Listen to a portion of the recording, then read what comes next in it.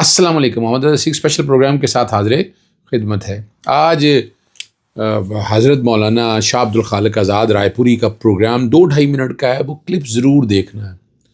وہ دین کی سمجھ جو میں سمجھ پایا ہوں، یعنی میں نے جو باتیں انہوں نے کہی ہیں، میں نے اس کی تحقیق نہیں کی، لیکن جو باتیں کی ہیں وہ دل پر لگتی ہیں. یعنی جو یہ سارا کچھ آج ہو رہا ہے یہ دین کے خلاف ہے. اور جو خوبصورت طریقے سے بیان کیا، میں تھوڑی سی چیزیں ڈسکس کروں گا اس پہ. اور ولادیمیر زیلنسکی کے ساتھ جو کچھ ہوا وہ کیا کچھ ہے وہ ذرا سمجھنا ہے آپ نے. عائشہ صدیقہ کو میں پسند نہیں کرتا ان کو کئی حوالہ جات سے، لیکن کچھ ایک پروگرام میں انہوں نے کچھ باتیں کی ہیں وہ غور طلب ہیں. علی ظفر صاحب نے ایک چھوٹے سے پروگرام میں ذکر کرتے ہوئے بتایا ایک جج کی حیثیت کے کانٹیکس کے حوالے سے. ذرا ضرور سنیے گا، مزہ آئے گا آپ کو. امریکہ میں جو کچھ ولادیمیر زیلنسکی کے ساتھ ہوا اس کا عشر عشیر بھی نہیں ہے. جو آج سے 24 برس قبل ایٹمی ملک کے فوجی سربراہ مشرف کے بقول امریکی صدر کی ٹیم نے پاکستان سے کیا. جنرل پرویز مشرف کے مطابق امریکی وزیر خارجہ کولن پاور نے کھلی دھمکی دی، آپ ہمارے ساتھ ہیں یا مخالف. اور مشرف کے بقول کولن پاور کی جو کھلی دھمکی کے بعد امریکہ میں موجود DG/ISI نے فون کر کے بتایا کہ امریکہ نائب وزیر خارجہ نے بھی دھمکی دی ہے، اگر پاکستان نے دہشت گردی کے خلاف جنگ میں امریکہ کا ساتھ نہ دیا تو پھر تباہی پتھر کے دور میں دھکیل دیں گے. زیلنسکی نے تو منہ پر جواب دیے ویسے، لیکن یہ بات جو ہے نا جنرل پرویز مشرف کی کتاب آن دی لائن آف فائر میں موجود ہے.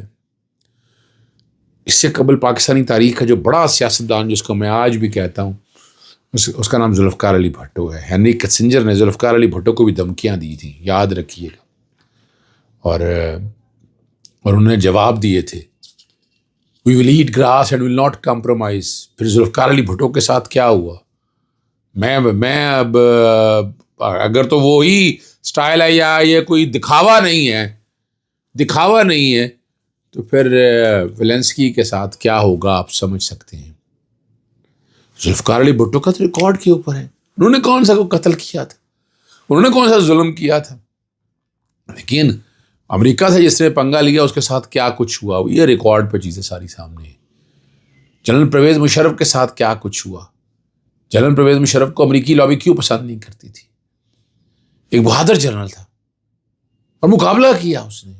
وہ اس کو سمجھے نہ سمجھے، میں اگر جنرل پرویز مشرف کو پسند کرتا ہوں تو ایک ان کے دور کے اندر میں ڈکٹیٹرشپ کی کوئی حامی نہیں ہوں میں، لیکن ساتھ ان کی اس سیاسی بصیرت کے اوپر، سیاسی بصیرت کی بات ہے نا کہ حساس طریقے سے انہوں نے معاملہ لیا. اور اس کے بعد اگر یہاں کھڑا ہوا ہے تو اس لیڈر کا نام عمران خان ہے.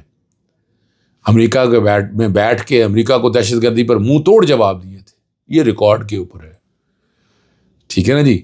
اور یہ دیکھنا یہ ہے کہ آگے ہم کیا سوچتے ہیں یا کیا کر پاتے ہیں.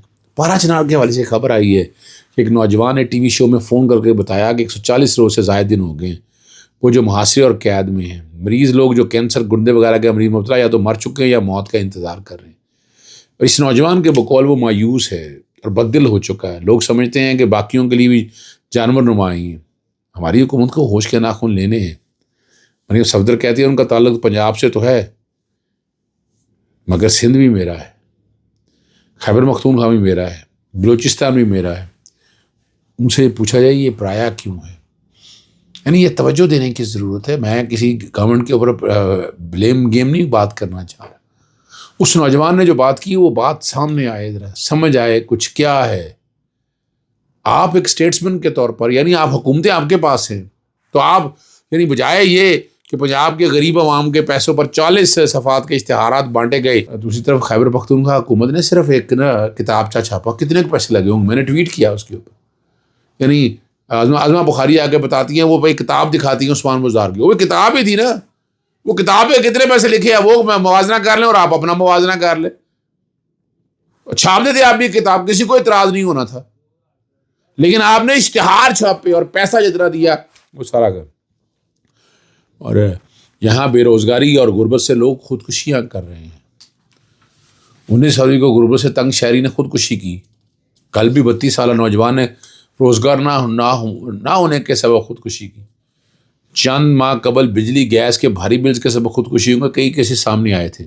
مرین وزیر کی جہاں تصویر کے حوالے سے ان کے خلاف درخواستیں دائر کی گئی ہیں، تو ساتھ ان پر علیحدہ سے قانون چارہ ہونی چاہیے کہ جو کچھ کر دکھایا وہ کتنا سچ ہے۔ آئے اس کے اوپر کریڈیبلٹی کیا ہے، جوڈیشل کمیشن بنا لیں، آپ خود ہی بنا دیں، تشکیل دے دیں، پتہ چل جائے گا کہ کیا حقائق بھی سامنے آ جائیں گے۔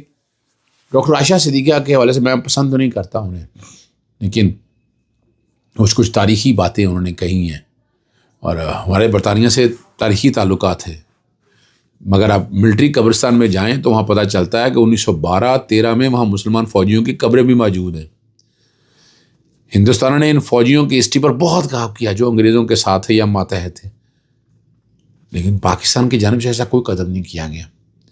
جنگ آزادی کے بعد پنجاب پشاور سے کئی مسلمانوں نے انگریزوں کے ماتحت کام کیا۔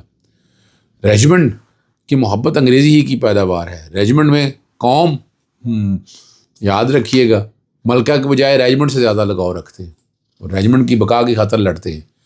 اس تاریخی تعلق کی وجہ سے نئے چیف برطانیہ کا دورہ کرتے ہیں، اور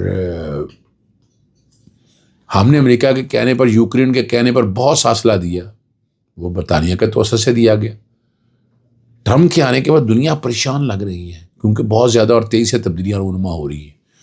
امریکہ سے رابطے کے لیے برطانیہ اہم کردار ادا کرتا ہے۔ اب دیکھنا یہ ہے کہ یہ کیا واقعی ایسے حالات اور واقعات ہیں، کیا یہ جو کچھ ہو رہا ہے اس کا مقصد یہی ہے یا پتہ نہیں کیا ہے؟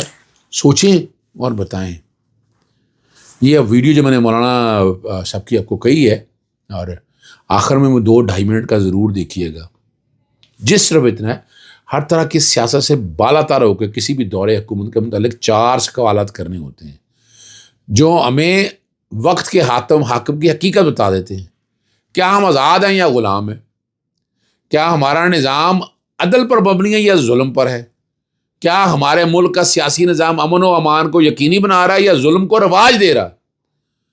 کیا ہمارا نظام معاشی اطمینان پیدا کر رہا ہے یا معاشی بدحیلی پیدا کر رہا ہے؟ یہ 4 باتیں ہیں، اور یہ چاروں مولانا صاحب کے بقول یہ حقیقت ہے کہ وہ قرآنی ہے۔ حضرت موسیٰ علیہ السلام کے فرعون کے دربار میں جا کر کلمے کی دعوت پہلے نہیں دی، بلکہ بنی اسرائیل کی آزادی کا مطالبہ کیا۔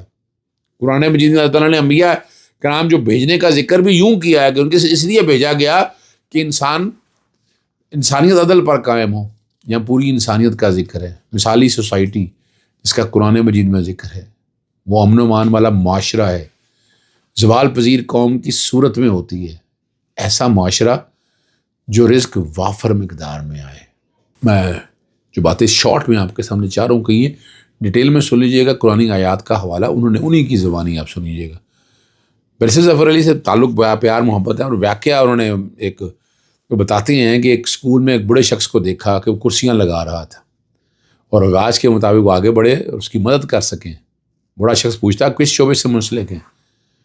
تو ظفر علی صاحب علی ظفر کہتے ہیں وہ وکیل ہیں۔ تو بڑا شخص کہتا ہے we belong to same profession.